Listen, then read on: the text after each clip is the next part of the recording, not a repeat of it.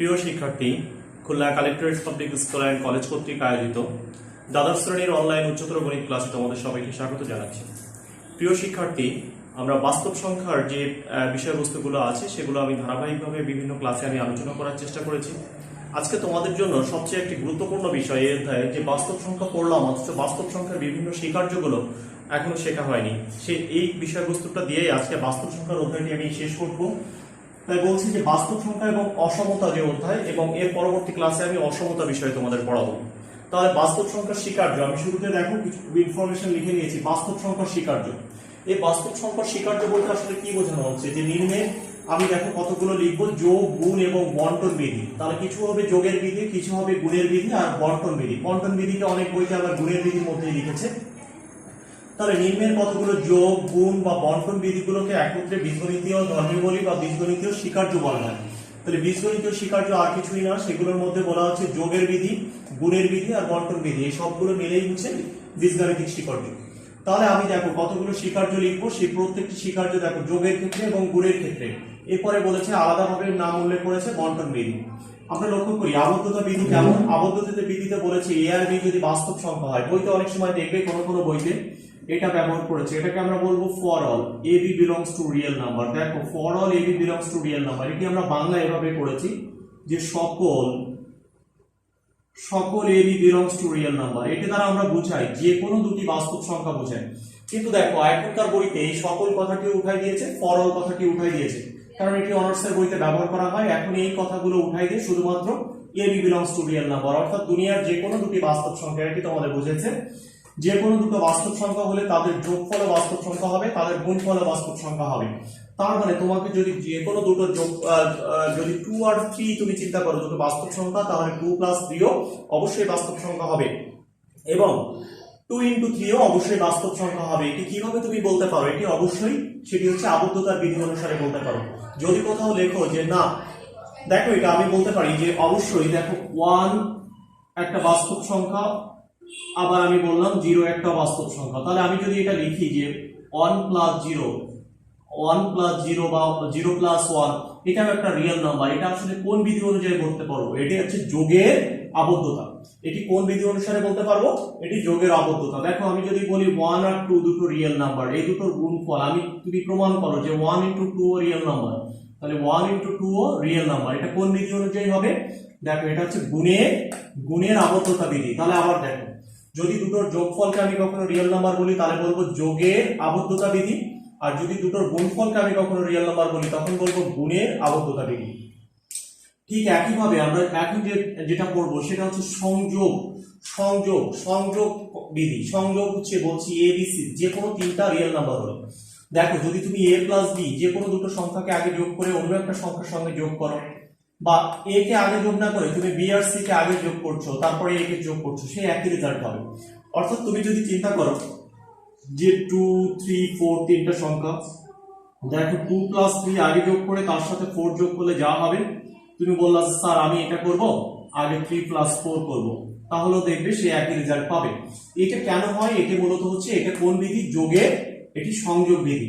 তাহলে যোগের সংযোগ বিধি। আবার যদি এগুলোর মাঝে আমি যদি গুণ চিহ্ন দিয়ে লিখতাম তাহলে তখন কিন্তু গুণের সংযোগ বিধি। আমি একটা কথা বলবো খুবই সহজ করে দেখো, অঙ্কের জন্য আমরা বলবো যে দুটোকে ব্র্যাকেট দিয়ে ঘেরা আছে সেই দুটোকে ব্র্যাকেট না দিয়ে ঘিরে যদি অন্য দুটোকে আমি ব্র্যাকেট দিয়ে ঘিরতে চাই, যেমন দেখো a + b + c অঙ্কের মাঝে আছে, তুমি দেখো এই দুটো ব্র্যাকেট আছে, ওই দুটোকে না ঘিরে তুমি অন্য দুটোকে ব্র্যাকেট দিয়ে ঘিরতে চাচ্ছ, তুমি চাচ্ছ a + b + c। অর্থাৎ যে দুটো ব্র্যাকেট দিয়ে ঘেরা আছে সেই দুটোকে না ঘিরে তুমি অন্য দুটোকে যদি ব্র্যাকেট দিয়ে ঘিরতে চাও তাহলে সেটি হচ্ছে যোগের সংযোগ বিধি। যদি এগুলোর মাঝে যদি গুণ চিহ্ন থাকে, তাহলে যদি এখানে যদি গুণ চিহ্ন থাকে তাহলে আমরা নিশ্চয়ই যে দুটো ব্র্যাকেট আছে সে দুটোকে না দিয়ে তুমি অন্য দুটোর মাঝে এই দুটোকে একত্রে ঘিরেছো, তাহলে এক্ষেত্রেও তুমি বলবে যেহেতু মাঝখানে গুণ চিহ্ন আছে তাহলে বলবে গুণের সংযোগ বিধি। আশা করি বুঝতে পারছো। তাহলে আমি আবারও বলি, সংযোগ বিধি অঙ্ক করার জন্য আমাদের খুবই গুরুত্বপূর্ণ। সংযোগ বিধি আমাদের সবসময় দরকার হবে। সংযোগ বিধি মানে আমরা সবসময় বলবো যে দুটো ব্র্যাকেটে আছে সেই দুটো না ঘিরে যদি অন্য দুটোকে আমি ব্র্যাকেট দিয়ে ঘিরি তাহলে সেটি বলবো আমি সংযোগ বিধি। প্রিয় শিক্ষার্থী লক্ষ্য করো, আমি পরবর্তীতে যে বিধিগুলো লিখেছি দেখো, অবেধকের অস্তিত্ব। এই অবেধকের অস্তিত্ব, এই বিধিটি আমাদের খুব ভালো করে বুঝতে হবে। অবেধকের অস্তিত্ব আমি কি বলছি? দেখো যদি বলা হয় এ বিলংস টু রিয়েল নাম্বার, এ যে কোনো একটা রিয়েল নাম্বার, লক্ষ্য করো যে প্রথমে বলছি এ এর সাথে যদি 0 যোগ করো, বা এরকম হতে পারে 0 প্লাস এ, হ্যাঁ 0 প্লাস এ, যাই করো না করো সেটা এই হবে। অর্থাৎ দেখো তাহলে কোনো একটা সংখ্যার সঙ্গে যা যোগ করলে, আবার ডেফিনেশনটা একটু বলছি, একটু বুঝে নাও সবাই। অনেকে এইভাবে ডেফিনেশন অনুযায়ী তোমরা পড়তে চাও না, যে কোনো একটা সংখ্যার সঙ্গে যা যোগ করলে সেই সংখ্যাটি অপরিবর্তিত থাকে তাকে বলা হয় যোগের অভেদক। তাহলে যোগের অভেদক বলতে আমরা কিন্তু 0 কে বুঝি। তাহলে দেখো আবার গুণের ক্ষেত্রে বলবো কি, কোনো একটা সংখ্যার সঙ্গে যা গুণ করলে, দেখো a × 1 সমান সমান 1 × a সমান সমান দেখো a। তাহলে যোগের অভেদক কাকে বলবো? 0 কে বলা হয় যোগের অভেদক, আর 1 কে বলা হবে গুণের অভেদক। তাহলে কোনো একটা সংখ্যার সঙ্গে যা যোগ করলে সেই সংখ্যা অপরিবর্তিত থাকে সেটাকে বলা হয় যোগের অভেদক। তাহলে যোগের অভেদককে 0। আর যদি গুণের অভেদক বলি তখন বলবো স্যার কোনো একটা সংখ্যার সঙ্গে যা গুণ করলে সেই সংখ্যাটি অপরিবর্তিত থাকে তাকে বলা হয় গুণের অভেদক। তার মানে নিশ্চয়ই আমরা যোগের অভেদক এবং গুণের অভেদক বুঝতে পারলাম। তার মানে দেখো তোমাকে যদি অঙ্ক করার সময় কোনো জায়গায় লিখতে হয় যে 5 + 0 = পরের লাইনে তুমি লিখলা 5, নিশ্চয়ই এটি কোন বিধি অনুসারে লিখতে পারলে? অভেদকের অস্তিত্বশীলতা। কারণ কি, কোন সংখ্যার সঙ্গে শূন্য যোগ করলে সেই সংখ্যা হয়, এটি কোন বিধি অনুযায়ী লিখবে? এটি লিখবে অভেদকের অস্তিত্বশীলতা। এখন দেখো বিপরীতকের অস্তিত্ব কিভাবে বলবো? দেখো a বিলংস টু যদি রিয়েল নাম্বার হয় তাহলে অবশ্যই a ইনভার্সও একটা রিয়েল নাম্বার, হ্যাঁ, বা -a ও রিয়েল নাম্বার। দেখো অবশ্যই এই যে a রিয়েল নাম্বার হলে -a বা a ইনভার্স এ সবগুলো আসলে রিয়েল নাম্বার। লক্ষ্য করো যে কোনো একটা সংখ্যার সঙ্গে দেখো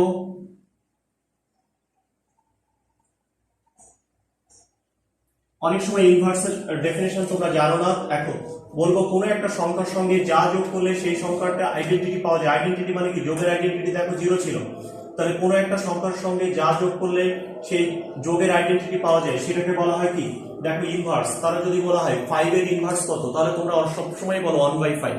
কিন্তু যদি বলা হয় 5 এর যোগের ইনভার্স কত, তাহলে কিন্তু -5 বলতে হবে। ঠিক একইভাবে দেখো এখানে বলছি a × a ইনভার্স সমান সমান a ইনভার্স × a = 1। তাহলে কোনো একটা সংখ্যার সঙ্গে যা গুণ করলে গুণের আইডেন্টিটি পাওয়া যায় সেটাকে আমরা গুণের ইনভার্স বলি। তাই 5 এর গুণের ইনভার্স হবে 1/5। তোমার অঙ্ক করার সময় যদি কোনো জায়গায় থাকে a × a ইনভার্স, তুমি পরের লাইনে লিখলে a × a ইনভার্স মানে কত? 1। তাহলে এটা কোন বিধি অনুসারে লিখতে পারো? a × a ইনভার্স মানে হচ্ছে অবশ্যই সেটা বিপরীতকের অস্তিত্বশীলতা বিধি। তাহলে বিপরীতকের অস্তিত্বশীলতা বিধি নিশ্চয়ই তোমরা বুঝতে পেরেছো। প্রিয় শিক্ষার্থী, আমি এখানে 3টা বিধি খুবই স্টার দিতে চাই, যে 3টা বিধি তোমরা সবসময় ভোলাবে। এই 3টা বিধি আমি এই 3টা বিধিকে মাঝে লিখেছি। একটা নাম আমরা বলছি যে সংযোগ, যে দুটো ব্র্যাকেট আছে সে দুটো না দিয়ে অন্য দুটোকে ব্র্যাকেট দিয়ে ঘিরেছি। নাম্বার 1 অভেদক মানে কি? কোনো সংখ্যার সঙ্গে যদি 0 যোগ করো তাহলে সেই সংখ্যা থাকে, এটা যোগের অভেদক।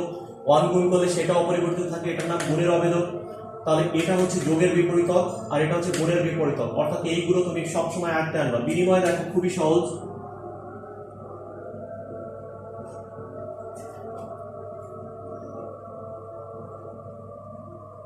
বিনিময় মানে জায়গা পাল্টানো, যেটা a + b, a + b সমান সমান b + a। আবার এখানে দেখো যদি a × b সমান সমান তুমি লিখতে পারো b × a, অর্থাৎ জায়গা পাল্টানো, সেটাই হলো বিনিময়। অনন্যতা বিধিটা আমি একটু অন্যরকম ভাবে পড়াই। যদি আমি এভাবে বলি a b c d সবই রিয়েল নাম্বার, এবং যদি a = b হলে, দেখো a আর b কি সমান, আমি এখানে একটা কমাই নিই, বইতে d পর্যন্ত আছে। আমি এখান থেকে দেখো আমি উভয় পক্ষে c যোগ করব। দেখো a + c = b + c। দেখো a আর b সমান ছিল, আমি উভয় পক্ষে একই জিনিস যোগ করেছি। দেখো উভয় পক্ষে একই জিনিস যোগ করলে সেটা যোগের অনন্যতা। আর উভয় পক্ষে যদি একই জিনিস গুণ করো, যেমন a × c = b × c, সবাই দুটো ডান পাশে c গুণ করেছে। আবারও বলছি উভয় পাশে একই জিনিস যোগ করলে যোগের অনন্যতা, উভয় পাশে একই জিনিস গুণ করলে সেটি গুণের অনন্যতা, উভয় পাশে একই জিনিস যোগ করলে সেটি যোগের অনন্যতা, উভয় পাশে একই জিনিস গুণ করলে সেটি নিশ্চয়ই গুণের অনন্যতা। দেখো বন্টন বিধিকে আমরা সবার থেকে আলাদা করে রাখি। বন্টন বিধি কেমন ভাবে লিখবো? লিখবো a, b, c belongs to real number হলে, দেখো a + b ইনটু দেখো c, c হচ্ছে কি ডান দিকে আছে, তাহলে যদি বন্টন করে দাও তার মানে দেখো ac + bc এরকম হবে। আর আবারও বলতে পারি যদি এরকম থাকে সি ইন্টু এ প্লাস বি, তখন নিশ্চয়ই হবে সি এ প্লাস সিবি। দেখো আবার এখানে একটা ছোট্ট একটা জিনিস আমি তোমাদের বুঝিয়ে এখানে বোঝানোটা শেষ করব। এখানে দেখো ডান দিকে ছিল সিটা, তাই আমরা এটাকে নাম বলছি ডান বন্টন। আর যখন আমি দেখো সিটা যেহেতু ডান দিকে ছিল তাই এটাকে বলছি ডান বন্টন, আর সিটা যখন বাম দিকে থাকবে সেটাকে আমরা বলবো বাম বন্টন। তাহলে বন্টন বিধিকে আমরা সবার থেকে আলাদা করে রেখেছি, এটা যোগের ক্ষেত্রেও না গুণের ক্ষেত্রেও না, আলাদা করে রাখলাম। আর বাদ বাকিগুলোকে সব এক জায়গায় রাখলাম। তাহলে আবার দেখো কি বলছি, এটা শেষবারের মতো বুঝাবো। সংযোগ বিধি আসলে কিছুই না, যে দুটো ব্র্যাকেট আছে সেই দুটোকে না গিয়ে অন্য দুটোকে দিয়ে ব্র্যাকেট ঘেরার নাম হলো সংযোগ। কোন সংখ্যার সাথে যদি শূন্য যোগ করলে তাহলে সেটা হবে, এটার নাম কে বলেছে, এটা হচ্ছে যোগের অভেদক বিধি। কোন সংখ্যার সাথে 1 গুণ করলে সেটা হয়, এটা কোন বিধি অনুসারে হয়, গুণের অভেদক বিধি। কোন একটা সংখ্যা যেমন 5 এর সাথে যদি -5 যোগ করো তাহলে 0 হবে, এটা কোন বিধি অনুসারে হবে, বিপরীতক যোগের বিপরীতক বিধি। কোন সংখ্যার সঙ্গে যেমন 5 এর সাথে যদি 5 ইনভার্স গুণ করো তাহলে 1 হবে, কোন বিধি অনুসারে হবে, গুণের বিপরীতক। প্রথমে এই নাম বলবা গুণের, তারপরে বলবা বিপরীতক বিধি। দেখো a + b = চাইলে লিখতে পারো b + a, এটা কোন বিধি অনুসারে, দেখো যোগের বিনিময় বিধি। ab = ba কি লিখতে পারো, গুণের বিনিময় বিধি। আর উভয় পক্ষে একই জিনিস যোগ করার নাম হলো যোগের অনন্যতা, উভয় পাশে একই জিনিস গুণ করার নাম হলো গুণের অনন্যতা। তাহলে আশা করি বুঝতে পেরেছো। তোমরা অনেকে এই বিধি মুখস্থ করতে চাও না, কিন্তু এই বিধি ছাড়া কোনো অঙ্ক করলে কোনো নাম্বার পাওয়া যাবে না। আমি প্রথমে যে অঙ্কটি করাতে চাই সেই অঙ্কটি তোমাদের বইয়ের উদাহরণে দেওয়া আছে। বলছে a belongs to real number হলে, লক্ষ্য করো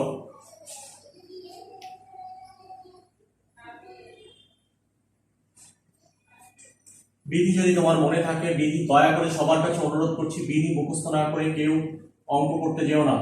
বিধি মুখস্থ করেই কেবলমাত্র অঙ্ক করা সম্ভব, তাছাড়া অঙ্ক করার দরকার নেই। প্রথম যে অঙ্কটি করব সেটি দেখো কি বলছি, a belongs to real number হলে প্রমাণ করো যে, দেখো কি প্রমাণ করব, a * 0 = 0। দেখো সেই ছোটবেলা থেকে তোমাদের কাছে যদি বলা হয় যে 1 * 0 বা 2 * 0 কত হবে, তাহলে তুমি সবসময় বলবে না স্যার এ তো 0 হয়। 1 এর সঙ্গে 0 কে গুণ করলে কেন 0 হয় সেই ব্যাখ্যা কিন্তু আজ পর্যন্ত শেখোনি। সেই ব্যাখ্যা আজকে শিখবে, যে কি করে 1 * 0 = 0 হয়, 2 * 0 = 0 হয়। তাহলে লক্ষ্য করো এটির আমরা সমাধান শিখব। সমাধান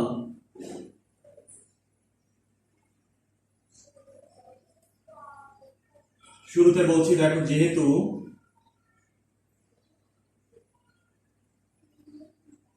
1 belongs to রিয়েল নাম্বার, লক্ষ্য করো 1 একটা কি সংখ্যা, 1 একটা রিয়েল নাম্বার। তাহলে 1 যদি একটা রিয়েল নাম্বার হয় তাহলে তোমরা লক্ষ্য করো এখান থেকে তুমি কি লিখতে পারো,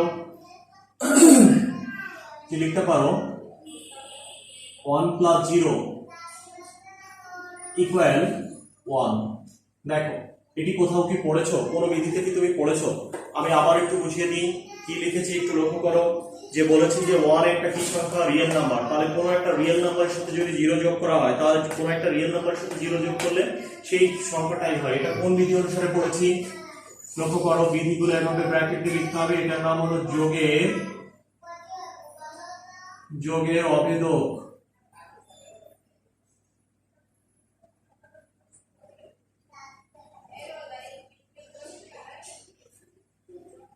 দেখো তাহলে আমরা কোন বিধি অনুসারে পড়েছি, যোগের অভেদক বিধি। আমি তোমাদের প্রথমে যেটা পড়িয়েছিলাম, লক্ষ্য করো তোমাকে এখানে বাড়াতে হবে a * 0। তার মানে তুমি যে কাজটি করবে সেটি হচ্ছে উভয় পক্ষে a গুণ করে দাও। তাহলে a * 1 + 0 = a * 1। দেখো আমি বারবার করে বলেছি উভয় পক্ষে যদি একই জিনিস গুণ করো সেটাকে বলবো গুণের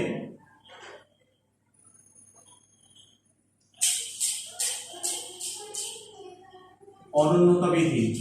তাহলে উভয় পক্ষে যদি একই জিনিস গুণ করো সেটার নাম গুণের অনন্যতা বিধি। লক্ষ্য করো এবার এটা কি লিখতে পারবো, a * 1 + a * 0, আর এখানে ছিল a * 1। এই যে দেখো এটাকে আলাদা করে দিলাম, তাহলে এটাকে কি বলবো, এটা কোন বিধি, বন্টন বিধি। বন্টন বিধি, গুণ না যোগের কোনো কিছু লেখার দরকার নেই, শুধু বন্টন বিধি। কি হলো, এটা যে আলাদা আলাদা হয়ে গেল, এর সাথে গুণ হলো, এটার নাম ছিল বন্টন বিধি।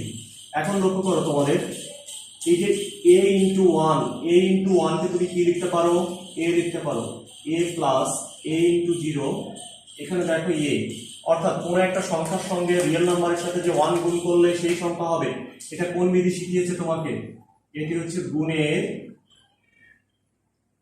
অভেদক। দেখো বিধি না লিখলে কোনো নাম্বার পাওয়া যাবে না এই অঙ্কে।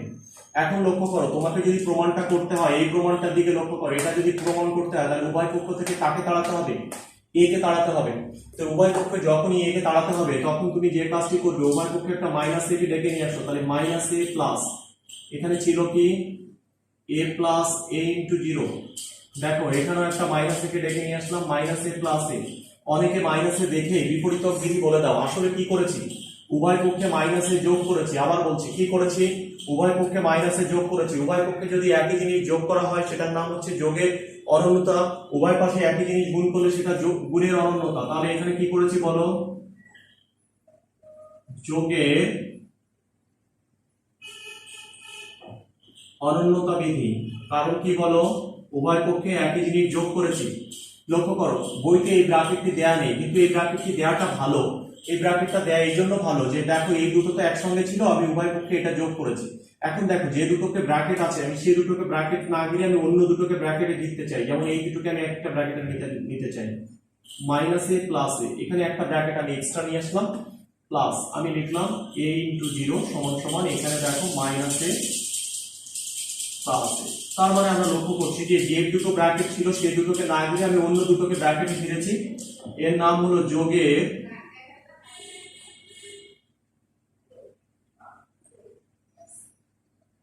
যোগের সংযোগ বিধি।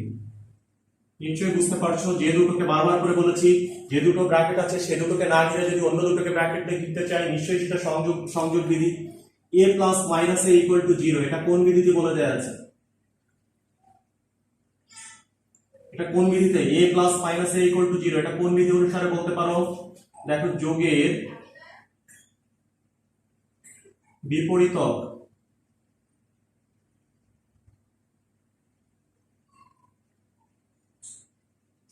যোগের বিপরীতক। তাহলে দেখো কোন সংখ্যার সঙ্গে যদি শূন্য যোগ করা হয় তাহলে কি হবে? সেটাই হবে, অর্থাৎ এ ইন্টু জিরো হবে। কোন একটা সংখ্যার সঙ্গে শূন্য যোগ করলে সেটা হচ্ছে, এটা কোন বিধি অনুসারে লিখতে পারি? সেটা লিখতে পারি যোগের অভেদক।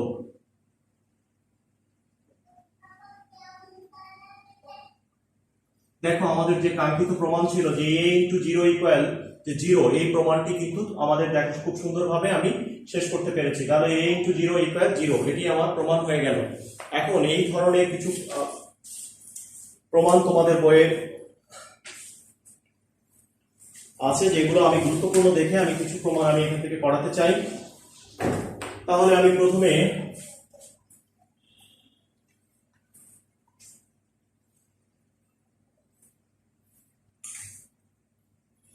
আবারও বলছি, দয়া করে বিধিগুলো না মুখস্থ করে কেউ এই ধরনের অঙ্ক করা শুরু করবে না।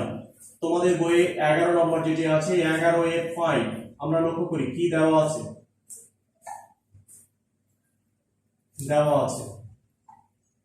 কি দেওয়া আছে দেখি।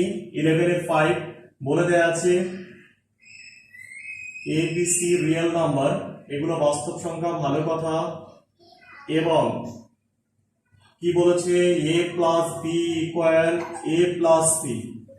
তোমাকে প্রমাণ করতে হবে b ইকুয়াল সি। তাহলে বলো স্যার এ আর কি প্রমাণ?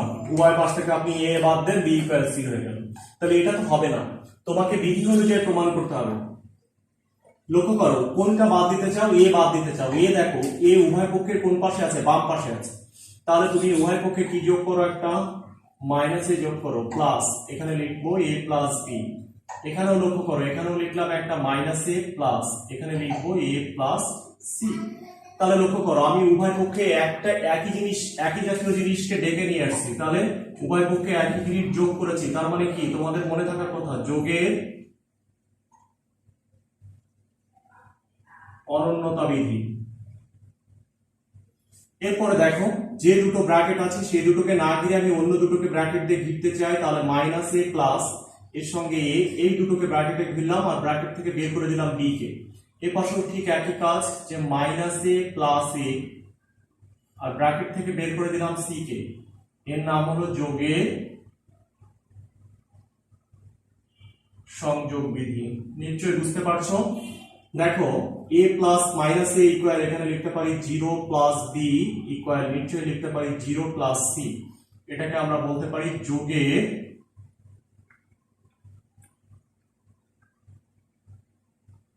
বিপরীতক বিধি হলো। তাহলে লক্ষ্য করো, দেখো b ইন্টু 0 কোন একটা বাস্তব সংখ্যার সাথে শূন্য যোগ করলে কি হবে সেটা হবে, কোন একটা বাস্তব সংখ্যার সাথে শূন্য যোগ করলে সেটা হবে। এটা কোন বিধিতে বলেছে? বলেছে যোগে অভেদক বিধি। আমরা এই অঙ্ক অনেক সময় পরীক্ষায় 2 নম্বরে দিয়ে থাকি। দেখো মাত্র 4টা লাইন তোমাকে করতে হলো। তাহলে এখানে যেটা করেছি উভয় পক্ষে একই জিনিস যোগ করা মানে হচ্ছে যোগের অনন্যতা। যে দুটো ব্র্যাকেট আছে সেই দুটোকে না ঘিরে আমি অন্য দুটোকে ব্র্যাকেটের মধ্যে ঘিরেছি, এর নাম হচ্ছে যোগের সংযোজন। আর a plus minus A equal 0 লিখেছি। দেখো এটা থেকে এইটার পরিবর্তনটা কি সেটা চেঞ্জ করবা। এটা থেকে এটা ইকুয়াল টু যে 0 লিখেছো সেটা কি কারণে 0 হয়েছে তার নাম হচ্ছে বিপরীতক। আর এটা থেকে এইটা ইকুয়াল যে এটা লিখেছি তাহলে পরিবর্তনটা কোথায়? b প্লাস 0 ইকুয়াল b লিখেছি। এটা কোন বিধিতে ছিল? এটা ছিল যোগের অভেদক বিধি। তাহলে আমাদের দেখো কত সহজে এটি প্রমাণ হয়ে গেল। এখন দেখো আমি এরকম কয়েকটি গুরুত্বপূর্ণ প্রমাণ, এখান থেকে সব হয়তো করার দরকার নেই তোমাদের, আমি এরকম কয়েকটা গুরুত্বপূর্ণ দেখে তোমাদের করিয়ে দিচ্ছি যাতে তোমরা এইখান থেকে এখনকার সৃজনশীল পদ্ধতি আসার পরে এখান থেকে অঙ্ক আসার প্রবণতা কমে গিয়েছে। তারপর আমরা বললাম যে 2 নম্বরে যে কিছুক্ষণ আগে যে অঙ্কটি করে দিলাম সেটি কিন্তু দেওয়া মাঝে মাঝে 2 নম্বরে দেওয়া হয়, দেওয়া আছে। লক্ষ্য করো কি দেওয়া আছে, এ বি সি এই সবই রিয়েল নাম্বার এবং দেখো একটা জিনিস বলেছে যে C not equal to 0, C not equal to 0। দেখো তোমার একটা অজানা রাশির মান যদি বলে দিচ্ছে তার মান 0 না, তার মানে তুমি অতএব এখান থেকে বলতে পারো যে সি ইনভার্স বিদ্যমান। দেখো যদি 0 হয় তুমি কি 0 ইনভার্স বের করতে পারো? 0 ইনভার্স মানে কি? তখন 1/0 না, অসংজ্ঞায়িত। তুমি বললাম যে x, তুমি x ইনভার্স কি বের করতে পারো? স্যার আমি তো x এর মান তো 0 হতে পারে, এই জন্য যেটা 0 না এটা স্পষ্ট করে বলে দিয়েছে, তার মানে তুমি বলতে পারো এখানে অবশ্যই c inverse exist, that is বিদ্যমান। এবং আরেকটা জিনিস দেখো এখান থেকে বলে দিয়েছে, কি বলে দিয়েছে যে AC ইকুয়াল BC। তোমাকে কি প্রমাণ করতে হবে? দেখো a ইকুয়াল b, তাহলে তুমি দেখেই বুঝতে পারছো যে উভয় পক্ষ থেকে c তাড়াই দিলেই মূলত a ইকুয়াল b প্রমাণ হয়ে গেল। তাহলে উভয় পক্ষ যদি c তাড়াতে হয় তাহলে কাকে গুণ করতে হবে? c ইনভার্স দেখো BC। খেয়াল করতে হবে যে যেহেতু c দুটো ডান পাশে বসে আছে তাহলে c ইনভার্স ডান পাশে গুণ করব। যেহেতু উভয় পক্ষে একই জিনিস গুণ করেছি দ্যাট ইজ কি বলবো? গুণে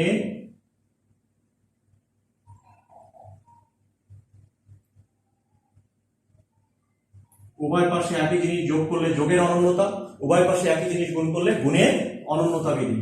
লক্ষ্য করো এখান থেকে a ইন্টু যে দুটো ব্র্যাকেট ছিল সেই দুটো না ঘিরে আমি অন্য দুটোকে ব্র্যাকেট দিয়ে ঘিরছি, b into C C inverse. তাহলে যে দুটো ব্র্যাকেট ছিল সেই দুটোকে না ঘিরে অন্য দুটোকে ব্র্যাকেটের মধ্যে ঘেরার নাম হচ্ছে গুণের সংযোগ বিধি। এবার লক্ষ্য করো তাহলে আমরা এখান থেকে লিখতে পারছি যে a into C C inverse মানে কি? 1, b ইন্টু এটা 1, c c inverse equal to 1। এটা কোন বিধি অনুসারে তুমি লিখতে পারো? গুণের বিপরীতক বিধি। গুণের বিপরীতক ছিল a ইনভার্স ইকুয়াল 1, এর সাথে 1 গুণ করলে যে a হবে, এটা কোন বিধিতে বলেছে? গুণের অভেদক বিধি। প্রিয় শিক্ষার্থী, আশা করি তোমরা খুব সহজেই এই বিধির যে গুরুত্বপূর্ণ অঙ্কগুলো আছে সেগুলো তোমরা নিশ্চয়ই এগুলো শিখতে পারলে। একদম সহজ কিছু বিষয়বস্তু যদি ধরতে পারো। প্রিয় শিক্ষার্থী তোমরা লক্ষ্য করো রোমান 4 অঙ্কটি যেটি দেয়া আছে a b রিয়েল নাম্বার এবং a ইনটু b ইকুয়াল 0। দেখো তোমাকে এখানে অবশ্যই ধরে নিতে হবে, ধরি অঙ্কটি দুইবার করতে হবে। একবার লিখবে a নট ইকুয়াল টু 0, তাহলে লিখবে অতএব a ইনভার্স বিদ্যমান। হ্যাঁ, তার মানে এখন তোমাকে যেটা দেওয়া আছে a b ইকুয়াল 0, দেখো a ইনভার্স বিদ্যমান, তাহলে উভয় পক্ষে বাম পাশে কি করতে পারো? a ইনভার্স গুণ করতে পারো। a ইনভার্স ইনটু ab সমান সমান a ইনভার্স ইনটু 0। একটা জিনিস এখান থেকে লক্ষ্য করো যে a ইনভার্স যে দুটো কেন গুণ করতে পারলাম উভয় পক্ষে, এটার নাম হচ্ছে গুণের প্রিয় শিক্ষার্থী তোমরা লক্ষ্য করো, আমি কি করেছি, ধরে নিয়েছি যেহেতু এখানে a not equal to 0 that is a inverse বিদ্যমান, তাহলে আমরা এখান থেকে দেওয়া ছিল a b ইকুয়াল 0। আমি দেখো a যেহেতু বাম পাশে আছে, উভয়ের বাম পাশে a ইনভার্স গুণ করেছি, এটার নাম গুণের অনন্যতা বিধি। দেখো a ইনভার্স যেহেতু একটা রিয়েল নাম্বার, আর রিয়েল নাম্বারের সাথে শূন্য গুণ করলে সেটি শূন্য হবে, এটি আমরা কিন্তু প্রমাণ করেছি আজকে ক্লাসের শুরুতে যে অঙ্কটি করেছি এটি কিন্তু প্রমাণ করেছি, তার মানে এটা আমি শূন্য বলতে পারলাম। দেখো এবার যে দুটো ব্র্যাকেট ছিল সেই দুটোকে না দিয়ে আমি অন্য দুটোকে ব্র্যাকেট রেখে দিয়েছি, এটার নাম গুণের সংযোজন বিধি। a inverse into a that is এটাকে বলা যাবে 1, এটার নাম হচ্ছে বিপরীতক বিধি। a ইনভার্স ইকুয়াল টু 1, এটা গুণের বিপরীতক। দেখো কোনো কিছুর সঙ্গে 1 গুণ করলে যে সেই সংখ্যাটি হবে, এটা গুণের অভিধক বিধি আমাদের বলে দিয়েছে। যখন তুমি a নট ইকুয়াল টু 0 ধরছো তখন অবশ্যই b ইকুয়াল টু 0, আবার এর পরবর্তীতে তুমি যদি b নট ইকুয়াল টু 0 ধরো তখন b ইনভার্স বিদ্যমান হবে। দেখো b যেহেতু ডান পাশে আছে তাই উভয়ের পক্ষে ডান পাশে, এরপরে একই ভাবে করে দেখবে যে তখন কি হবে, a ইকুয়াল 0 হবে। অর্থাৎ দেখো হয় b ইকুয়াল টু 0 হচ্ছে অথবা a ইকুয়াল টু 0 হচ্ছে, ঠিক আছে? দুটোই একসাথে 0 হলে কিন্তু বলতো a ইকুয়াল 0 এবং b ইকুয়াল টু 0। যারা এতক্ষণ ধরে ক্লাসটি দেখলেন সবাইকে অনেক অনেক ধন্যবাদ জানিয়ে